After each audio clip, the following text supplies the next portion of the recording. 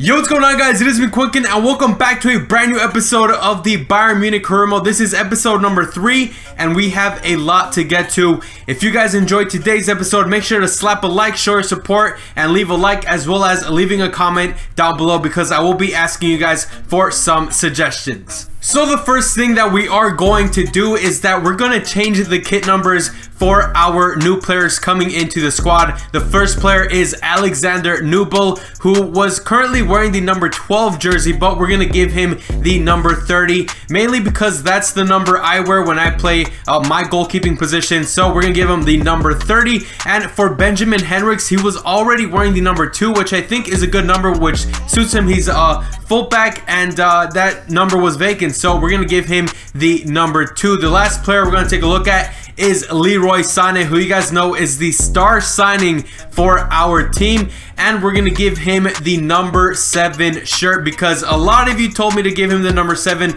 That's the number you guys want to give him, so we're gonna give him the number 7, which previously belonged to Franck Ribéry. So it's good to have these new kit numbers for these new players. Now we move on to the cup squad, and this is the squad that will be playing in non-important games in the league, and if we need to rest some players in the Champions League, we're gonna go ahead and play this team here, as well as in the German Cup. In this squad, it's very good to have a lot of depth because we have a lot of great players. We have players like Thomas Müller in there, we got Ivan Perisic, we also have defenders in there like Jerome Boateng and also Javi Martinez, as well as some young players like Alexander Nubel playing the goalkeeping position. The fullback positions, I'm thinking of going with Kimmich on the left back position and Pavard on the right back position, and I want to test that out, and if that doesn't work, then I'm gonna have to keep rotating until I see which defensive line is the best. But I'm pretty happy with our cup squad, and I feel like we'll do pretty well with this team considering we got experienced players and young players in this reserve squad. And we finally get a transfer offer for Renato Sanchez, and it's coming from Olympique Lyon for $13 million. I know it's not that much, but we just need to get rid of Renato Sanchez, mainly because he's not in our team in real life. Currently he's playing for Lille, so I'm gonna accept this offer and let him go over to Olympique Lyon. And we also get an offer for Serge Gnabry from FC Barcelona for $54 million. We're not going to sell him. He's a key player in our team, and he's just too good to sell for that amount. And we also get another offer for Renato Sanchez that I'm just going to disregard, mainly because we're already in negotiations with Olympique Lyon. And well, boys, we're going to have Alexander Nubel joining in on the training sessions with Alphonso Davies. I want to grow this kid, mainly because I want him to replace Neuer, and I feel like he has a ton of potential that we can grow him and be a great starting goalkeeper when Neuer retires or leaves our club. And I have some good news. So we were able to top off our group in the preseason tournament, and we were able to make it through to the semis. We beat Spurs, and we beat them in the penalty shootout 5-4, and now we're gonna have to face Barcelona in the final, which is always good. Now, before we could get into that final versus FC Barcelona, we actually got some bad news. So Atletico de Madrid put in an offer for Timo Werner. They realized that it was his last year in contract and they want to get him for a cheap amount. And as soon as I saw this, I decided to act because Werner is one of our transfer targets that we were going to aim for to get in the January transfer window on a pre-contract. But if this goes through, we're not going to be able to do that. So we had to step on in and we had to negotiate with Red Bull Leipzig. And I decided to go ahead and offer a decent amount for Werner, mainly because I didn't want to get into a rivalry battle with Atletico Madrid, and so we decided to offer $42 million to Red Bull Leipzig for Timo Werner in return, and they were happy with it and they accepted it, and now it was time to go ahead and negotiate with Timo Werner and his agent. So he wanted to have a squad role of rotation players, so we accepted that, and he's gonna be earning $88K a week, and he's gonna get a signing bonus of $820,000. They like that. They wanted a signing bonus of having like 10 appearances and getting like almost $1 million, and I disregarded that, and they said that it was all right, and Timo Werner is now a player of FC Bayern Munich.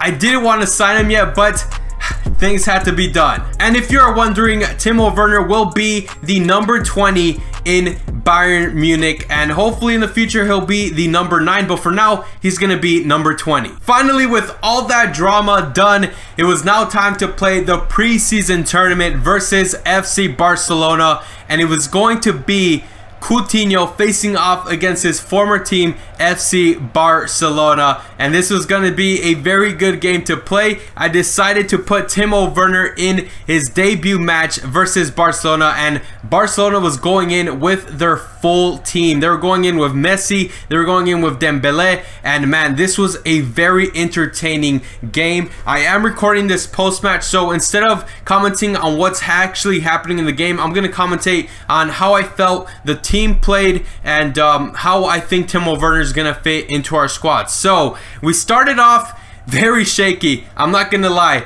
FC Barcelona were attacking a lot, and I wasn't used to facing this level of a team compared to the other previous games we played, because the other teams were playing against their young players and it was fairly easy to get good results. But now we're coming up against one of the biggest clubs in the world, and Messi, he was just all over the place. He was playing so good. He was pulling defenders, and our defense was really shaky, to be honest, in the first half. But then we started getting some chances here and there with Timo Werner passing it off to Kingsley Coman and almost getting a goal. But Timo Werner, I feel like he was really good in the team.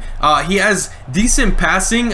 His stats aren't really good for passing, but in the game I did feel like he was pretty good on passing the ball and letting his teammates run through and go for shots as well. But it was Timo Werner who scored the first goal in this game, and he gets his debut goal with us, which is awesome. He was able to beat Piqué and get some space. He went for a shot and the rebound came right to him, and he was able to score that first goal. We then moved on to the second half, and I decided to make some quick changes for the second half as well. We decided to take out Manuel Neuer and we put in Alexander Nubel, as well as taking out Bavard from the right back position where we started him, putting Kimmich there and putting Tolisso as the defensive mid. So doing this allowed us to have a little more solidarity in defense and in the midfield. But once again, Barcelona was on attack, but Alexander Nubel was able to do well in that goalkeeping position. So I'm pretty happy with how he's going to do this season in our cup squad. And now we move on to the last play in the game. It's going to be Kingsley Coman winning the ball from a Barcelona player, passing it to Thiago, who we moved up as a cam. He passes it to Werner, and Werner seals the deal, making it 2-0 and basically wrapping up the game. And he did celebrate like Cristiano Ronaldo with the calma celebration, and I know the Barcelona fans did not like that. And it was a very, very good goal, a good counterattack, good pressing from our right winger Kingsley Coman, and that gives Timo Werner the second goal of the game. And that is how the game ended. We beat Barcelona for this preseason title, and we get our first trophy beating Barcelona. That is awesome, and honestly it was a pleasure facing off against a very good team led by Lionel Messi. Now we come back into the main menu, and now we come up with the dilemma of what we are going to do with our starting 11. Are we going to keep Robert Lewandowski as our starting striker, or are we going to put Timo Werner there? I don't know what to do. I'm going to leave it up to you guys, but I was thinking, if we don't want to get rid of one striker, we can just play two strikers up front. We could play a 4-4-2 and have Lewandowski and Werner up there, or we could be rotating Lewandowski and Werner. I don't know what to do, but you guys can let me know in the comment section down below. And we decided to check around the world to see what was going on with transfers with other clubs, and it looks like Mauro Icardi is going to Chelsea. And in real life he did go to PSG, but because I didn't update my squads, I wasn't able to have Icardi in PSG already. So right now he's going to go to Chelsea, as well as Pjanic going from Juventus to Real Madrid, which is a very good signing for Real Madrid, a player that is mainly a player like Modric. So Modric is going up in age, so Real Madrid is getting a good new midfielder there. And we also have Hector Bellerin going from Arsenal to Crystal Palace, which is really, really weird. And we have a surprise signing with Yusuf Poulsen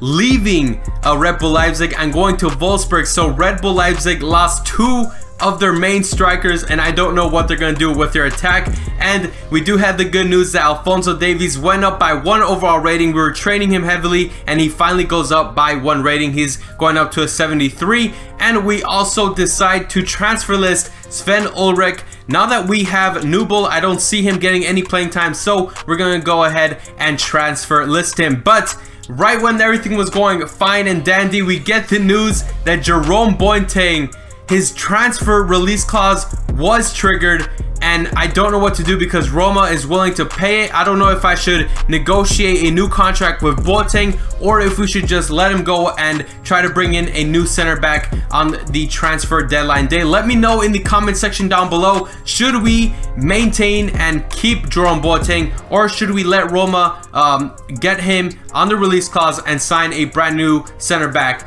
Let me know in the comment section down below. You guys are going to let me know and decide on that. But that's pretty much it. If you guys enjoyed it, make sure to slap a like on the video, as well as leaving me your feedback and help in the comment section down below. I've been Quinkin, and I'll see you guys next time.